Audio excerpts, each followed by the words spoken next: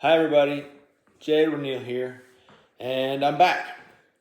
About 2 weeks ago, I posted a video about my experience with Etsy, finally catching me up in their AI bot mass suspension of listings, sickle across the fields of many Etsy users, many Etsy sellers. I got caught up in it. If you want the whole rundown on that, check that out. But I'll recap really quick what happened. Had a product, Haunted Cat Tarot, my biggest best seller, get swept up and removed, suspended by Etsy. I freaked out, of course. Who wouldn't? That's my primary source of income. And I was terrified. So immediately I did everything I could think of. Emailed Etsy, called Etsy, got on the chat. Don't do that. Don't get on chat. And I was ready to wage war to the end of the world to make this right. At first, nothing. It didn't work at all. It appeared like Etsy didn't care at all.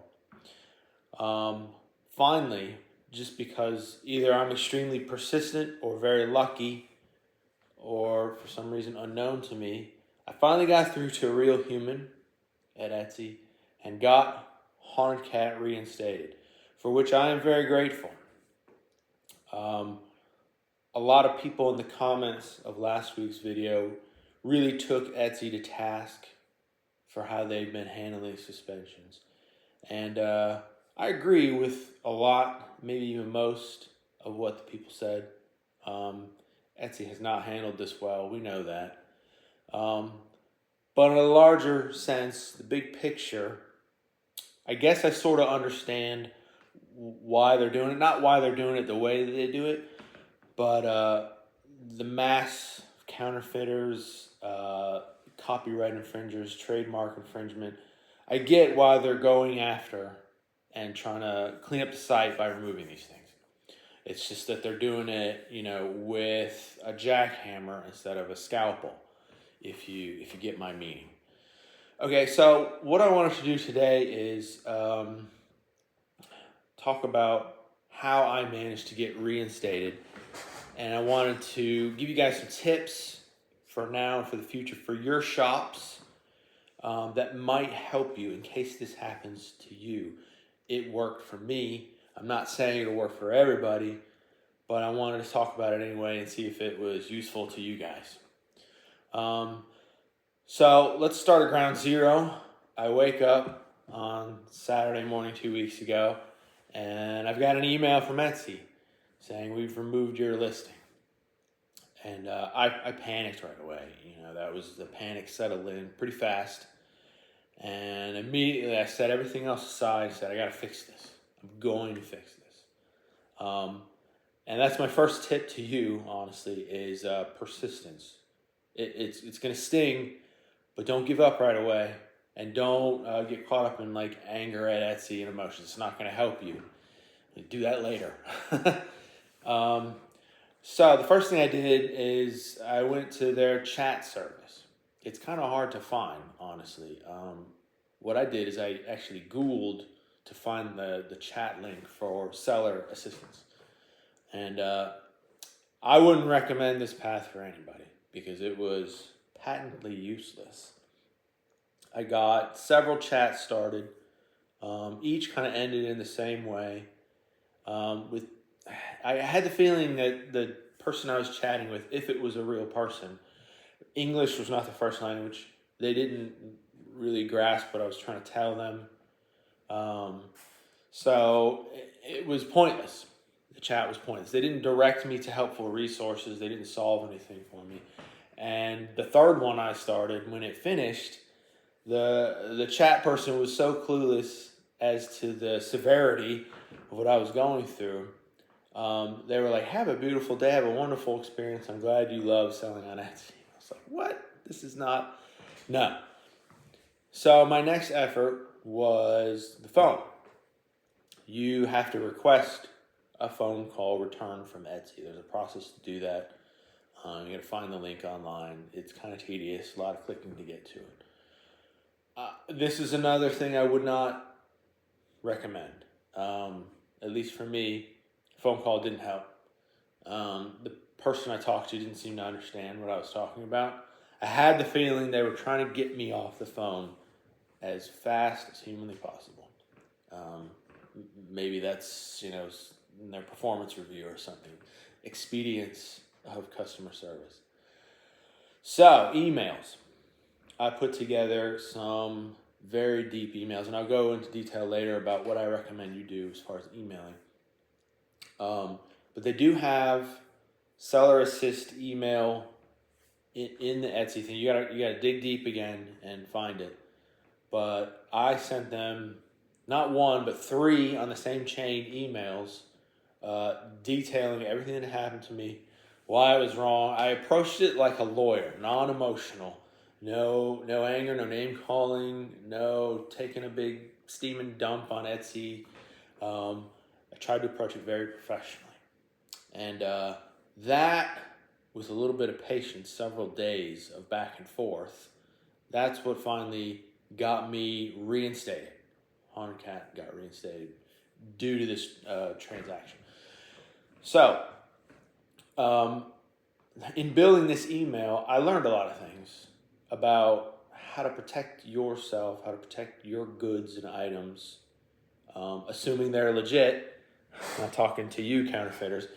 And I wanted to share with you today the exact things that Etsy told me were the reason they reinstated Haunted Cat Tarot. Okay? And a little bit of backstory. At the end, they did tell me why Haunted Cat Tarot was... And it was because their bots picked up Haunted Cat Tarot counterfeits on God knows how many sites. Between you and me, Haunted Cat Tarot is my most counterfeited product. You can go on Temu, Amazon, Mercari, Shein, and all these crappy little counterfeit sites that pop up like little cockroaches all over the place. And some of them went so far as to use my photography that I took. So they took my photos right off of Etsy and my social media, copied them, copied some of the descriptions right off of my Etsy listing, and used it for their listings. Basically, they sort of pretended to be me. And that's what Etsy's bots picked up. The likeness to specifically Temu, but also Shein and Mercari and all these other sites. Fortunately, from the beginning, I've been aware of this, okay? And I've documented all the little counterfeit, well, not all of them, but as many of the counterfeit efforts as I could. I've closely documented it. I don't know why, but way back when I first noticed it started happening, I thought maybe I should keep track of this in case anything ever goes down with Etsy or Amazon. I also sell on Amazon. It turns out that was smart because I had all that information to present immediately to Etsy. It's like, I'm aware of this on Temu. Here's the link. I know about this. This is not me. I don't buy from Temu and resell on Etsy. Don't do that. Never do that. So I had all that information on hand. Now I'm going to give you a little rundown of some of the other information I was able to present to them, which they reported to me were instrumental in getting my listing reinstated. Videos. I have videos of my process, of literally me holding up a recently finished final piece of art, then showing the card, the tarot card, that the art is on, with my wall right here behind me. And I did that for multiple cards. Then I held up the whole deck. I described the whole process of creation. And I sent this video to Etsy. And they reported that it was useful in reinstating me. All right, not just videos, but photos. I have photos of my creation process. Not just the art, but some of the economic paper trail. My supplier. I had proof of where I get these printed. Okay, local. I don't farm these out. I don't buy from Temu. I don't buy from Mercari and then try to resell on Etsy. Which again, don't do that. It's only a matter of time before they catch you if you do that. Also, it's extremely unethical, so don't do that.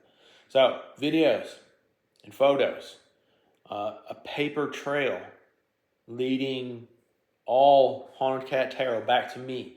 On my website, I have links to videos on how I created it. And these are years old, so way before any of the counterfeits popped up, timestamps. Etsy wants to see this stuff. They want to know that you are the creator, that you are not a reseller, that you're not buying from some overseas shop at $2 and busting your price up to $40 and raking in profits on a product you didn't create. Okay? And of course, the last point I want to make about getting your item reinstated is don't counterfeit. Don't violate trademarks. Do not violate copyrights. Don't think that you're going to be able to buy stuff that isn't your design, that is copyrighted online, and resell on Etsy without them catching you. They're going to catch you, okay? And beyond being just unethical, like you're going to get, your source of income is going to get nuked, okay? So if you have any fears that what you're doing is in breach of copyright or trademark, just don't do it. Create your own stuff, be unique. Well, I'll get off my, get on my ivory tower there. But so once again, to recap, take videos, take photos, have a website, have a paper trail. If you have suppliers, have a proven paper trail. Demonstrate this all to Etsy, and you got a fighting chance. And be persistent. If you go through chat or phone or even email and you run into some resistance, don't give up. Push until you find somebody who's willing to listen to you, and flood them with proof that you are the creator. Absolute proof, and that it is your copyright and it belongs to nobody else.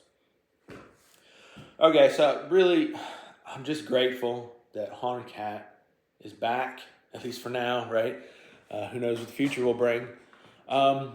Lastly, I wanted to say that I do still have some faith in Etsy as a selling venue. I do think that legit artists, creators, whether digital or whether real physical products, whether vintage, I do think that it's still viable. You just have to work hard, and you have to be legit.